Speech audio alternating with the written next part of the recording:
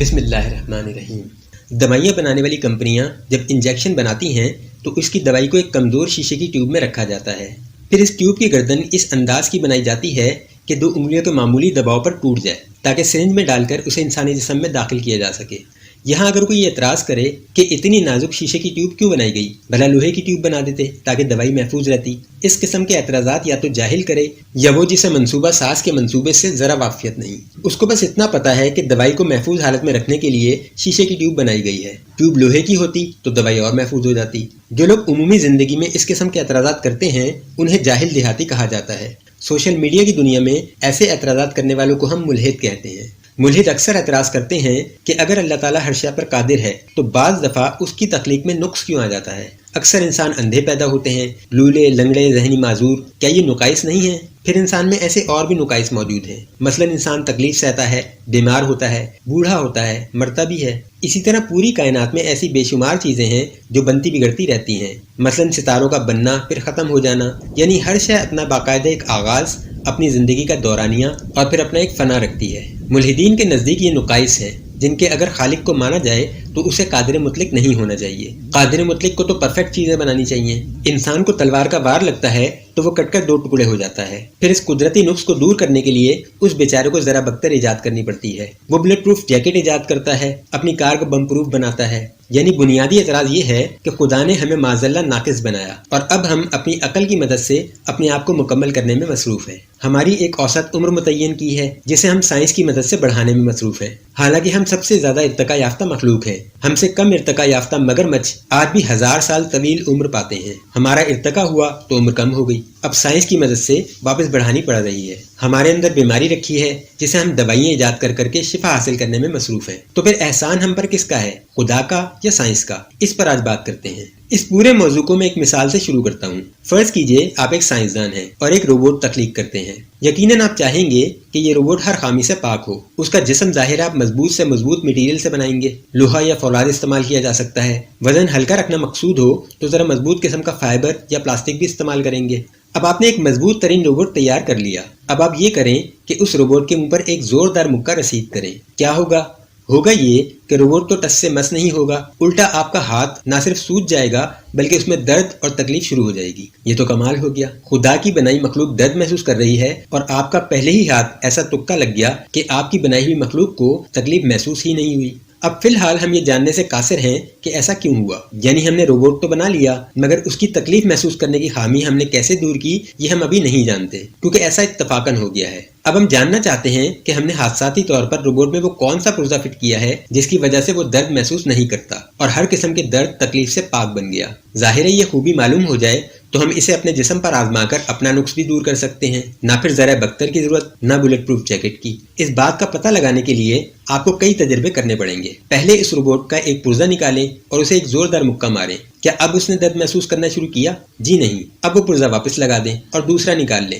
اب پھر مکہ ماریں۔ کیا اب وہ بلبلایا؟ نہیں۔ ایک ایک کر کے سارے پرزے بدل کر دیکھیں، آپ کے سارے تجربے ناکام ہو جائیں گے اور آپ کا یہ انکشاف ہوگا کہ آپ کا روبوٹ کسی صورت درد محسوس نہیں کرتا، چاہے آپ اس کے سارے پرزے نکال دیں۔ تو پھر آپ کیوں درد محسوس کرتے ہیں؟ آپ کے اندر یہ خامی، یہ نقص کیسے رہ گیا؟ اس کے لیے آپ کو روبوٹ کے بجائے اپنا جسم ٹٹولنا پڑے گا۔ آپ کو خود پر تحقیق کرنی پڑے گی اور اس تحقیق کا لازمی نتیجہ یہ نکلے گا کہ آپ کے جسم میں درد محسوس کرنے والا عمل کسی نقص کے سبب نہیں رہ گیا بلکہ عمدن ایک درد محسوس کرنے والا نظام باقاعدہ تخلیق کر کے آپ کے جسم میں ڈالا گیا ہے۔ وہی نظام آپ اپنے روبوٹ میں کسی طرح تخلیق کر کے ڈال دیں، آپ کا روبوٹ بھی درد محسوس کرے گا۔ مگر اب اس سے بھی بڑا سوال پیدا ہوتا ہے کہ آپ اپنے روبوٹ میں ایسا نظام کیوں ڈالیں گے؟ آپ کو وجہ بھی تو چاہیے۔ ایک اچھا والا روبوٹ ہے، اس کے سر پر ڈنڈا مار دو، اسے کچھ نہیں ہوتا، یہی تو آپ چاہتے تھے۔ اس کو درد نہیں ہوتا، تکلیف نہیں ہوتی، وہ رنج میں بھی مبتلا نہیں ہوتا، اور تو اور اسے بھوک بھی نہیں لگتی۔ اور کیا چاہیے؟ انسانوں میں جب کسی کا انتقال ہو جائے تو دوسرے انسان روتے ہیں۔ روبوٹ کے سامنے آپ دوسرے روبوٹ کو تباہ کر دیں،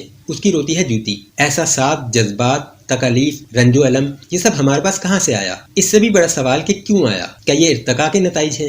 کیا ہمارے ڈی این اے نے یہ خامی یا خوبی ماحول سے اخذ کر لی؟ ہمارے ماحول میں ہم سے پہلے وہ کون سی مخلوق تھی جو اپنے مرنے والوں کو رویا کرتی تھی؟ جب وہ کون سی مخلوق تھی جس کے سر میں ڈنڈا مارو تو اسے درد ہوتا تھا؟ کیا یک خلوی جرثومے میں یہ خوبی یا خامی موجود تھی؟ ڈی این اے سے کاپی کرنے میں غلطی ہو گئی تو کوئی پرزہ کم ہو جانا چاہیے تھا، نہ کہ ایک پورا بنا بنایا نظام فٹ ہو جاتا۔ پھر اس کی وجہ بھی معلوم نہ ہو کہ ہمیں اس کی ضرورت کیوں ہے۔ ہمارا کوئی قریبی رشتہ دار مر جاتا ہے تو ہم روتے ہیں، اس رونے سے ہمیں کیا فائدہ حاصل ہوتا ہے؟ اگر ہم زندگی کو حادثاتی تصور کریں تو ان تمام سوالوں کے جوابات حاصل کرنا ناممکن ہے۔ چیلنج ہے میرا اتقائیوں کو کہ ان سوالات کے جواب دے کر دکھائیں۔ ان سوالات کے جوابات صرف ایک ہی صورت میں ممکن ہے کہ ہم اس زندگی کو کسی منصوبہ ساز کا منصوبہ تسلیم کریں جس نے جان بوجھ کر ہمارے اندر یہ نظام ڈالے ہیں۔ اب یہاں سوال پیدا ہوتا ہے کہ کوئی منصوبہ ساز ایسا کیوں چاہے گا کہ اس کی مخلوق درد محسوس کرے، تکلیف محسوس کرے، غم میں مبتلا ہو، رنج و الم میں اس کے آنسو نکلیں؟ اس کا جواب بھی روبوٹ سے لے لیتے ہیں۔ آپ اپنے روبوٹ کو حکم دیں کہ وہ آپ کی مکمل فرما برداری کرے، ورنہ آپ اس کو مرنے کے بعد آگ میں جلائیں گے۔ وہ روبوٹ آپ کو جواب دے گا کہ بھائی آپ ابھی شوق پورا کر لو، ایڈے تسی سائنسدان۔ آگ میں جلنے کی تکلیف کا نظام اس کے اندر انسٹال کیے بغیر اسے احمقانہ دھمکیاں دیں گے تو وہ یہی جواب دے گا۔ اگر آپ اس زندگی کو ایک حادثہ مان لیں تو آپ اس قسم کے کسی بھی سوال کا جواب ساری زندگی نہیں دے سکتے۔ آپ کو ہر حال میں اس زندگی کو ایک منصوبہ ساز کا منصوبہ اور آزمائشی نظام ماننا پڑے گا۔ انسان کو بھوک کیوں لگتی ہے؟ کسی کو بھوک سے مرتا دیکھ کر دل بے چین کیوں ہو جاتا ہے؟ اس کی تکلیف کو کیسے محسوس کرتا ہے؟ کیوں اس کی مدد کا جذبہ دل میں پیدا ہوتا ہے؟ دوسری طرف لالچ کا جذبہ بھی بھوک سے ہی پیدا ہوتا ہے۔ اپنا پیٹ بھرنے کے لیے کسی دوسرے کا گلا کیسے کاٹا جاتا ہے؟ کسی کو بھوکا مار کر اپنا پیٹ کیسے بھرا جاتا ہے؟ کن جذبات کو دبانا ہے، کن کو ابھارنا ہے، اس کا اختیار آپ کو دیا گیا ہے۔ عقل و شعور موجود ہے، علم موجود ہے، ہدایت گاہے بگاہے آ رہی ہے۔ یہ جذبات و احساسات کا نظام آپ کی آزمائش کے لیے آپ کے اندر ڈالا گیا ہے، ورنہ حادثات زندگی اور ارتقاء میں تو اس کی کوئی توجہ بنتی ہی نہیں۔ سوال یہ بھی ہے کہ جو درد کسی بھوکے بچے کو دیکھ کر میرے یا آپ کے دل میں پیدا ہوتا ہے وہ خدا کے دل میں کیوں پیدا نہیں ہوتا؟ بتائیے بھلا، اسی نے تو یہ نظام ہمارے آزمانے کے لیے تخلیق کیا ہے۔ میلے کا پورا نظام انسانی جسم میں تخلیق کر کے ڈالنے والا وہی خدا تو ہے۔ اگر وہ انسانوں کو آزمائے بغیر کسی بھوکے بچے کا پیٹ بھرنا چاہے تو اس کے لیے اسے 2 تندوری روٹیاں اور 1 پلیٹ چکن نہاری اس بچے کو بھجوانے کی ضرورت نہیں ہے۔ وہ قادر مطلق ہے، وہ اس بچے کے معدے کے نظام کی جگہ کوئی دوسرا نظام ڈال دے گا جس میں کھانا کھانے کی ضرورت ہی پیش نہ آئے۔ آخر خدا ہے۔ بغیر منصوبہ ساز کے منصوبے کو سمجھے جب ہم اعتراض اٹھاتے ہیں تو وہ کم عقلی اور جہالت سے لبریز ہوتے ہیں۔ ایک مومن کے گھر میں ایک بچہ بغیر ہاتھ پاؤں کے پیدا ہو جائے، اس مومن کو پتہ ہے کہ یہ میری آزمائش ہے۔ جب وہ اس کو اپنے ہاتھوں سے کھلائے گا، پلائے گا، اس کی ہر ضرورت کو تاحیات پورا کرے گا تو آزمائش میں پورا اترے گا۔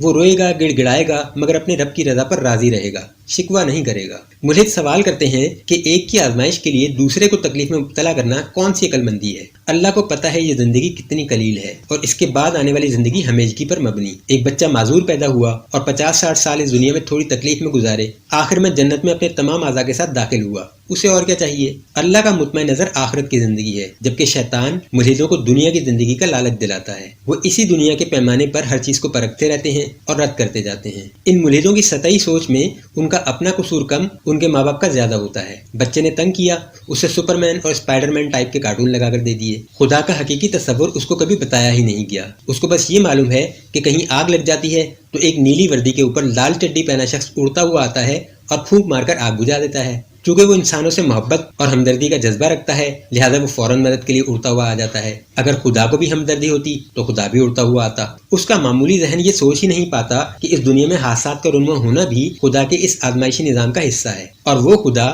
خود سپرمین بننے کے بجائے اپنی اس انسان نما مخلوق کو سپرمین کی طرح ایک دوسرے کی مدد کرتے دیکھنا چاہتا ہے۔ ورنہ اگر آگ خدا نے ہی سپرمین کی طرح پھونکے مار کر بجھانی ہے تو آگ لگی کس کی مرضی سے؟ جو خدا آگ کو پھونکوں سے بجھانے آ جائے گا وہ بذات خود اس بات کا اعتراف کرے گا کہ یہ آگ اس کی مرضی کے بغیر لگی تھی، تبھی تو بجھانے کے لیے آنا پڑا۔ معذرت کے ساتھ یہ تصوراتی خدا خدائی کے منصب پر پورا نہیں اترتا۔ بہتر یہی ہے کہ خدا کو سمجھنے سے پہلے اس کے منصوبے کو سمجھ لیا جائے، پھر سب کچھ سمجھ میں آ جائے گا۔ اللہ تعالی ہمیں سمجھنے اور عمل کرنے کی توفیق عطا فرمائے، آمین۔